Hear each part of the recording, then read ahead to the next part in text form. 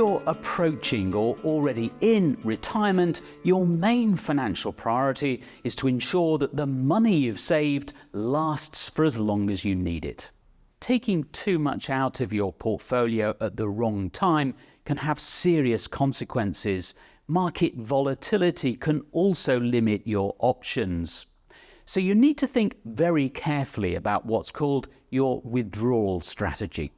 People have to think about when they take the money, think about keeping that volatility in their portfolio as low as they can, and also think about what's a safe level of income to take from the portfolio to make sure that it does last. And of course, the optimal outcome is you take enough income so that you can have a great lifestyle, and then it just runs out just as you die. But life isn't like that. We don't know how long we're going to live exactly. We don't know what the market behaviour is going to be during that period in retirement. Of course, these days people can be in retirement for 10, 20, 30, even 40 years. So how much money can you take out of your portfolio each year? Well, the rule of thumb used to say 4%, but depending on your circumstances, you may need to be more conservative than that.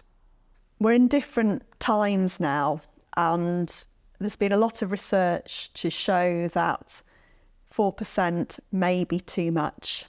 So we've got low interest rates, high inflation, we've got global equity markets that may not produce the returns in future that they have produced in the past. And so a lot of independent research advisory bodies are now telling us that the safe withdrawal rate might be 3% or even 2%. Instead of deciding to take out a certain percentage each year, you could go for a safer option. For example, if it's large enough, you could choose to live off your portfolio's natural yield.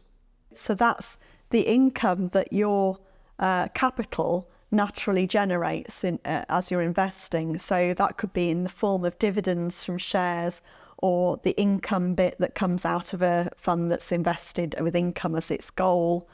And so therefore, your underlying capital just stays invested and stays the same amount, and you're able to draw that income off every year. And that means you might at the end have some money left to pass to your children as well. As you've probably gathered, withdrawal strategies are a minefield. It really does pay to have the help of a financial advisor and to review your situation every year or so.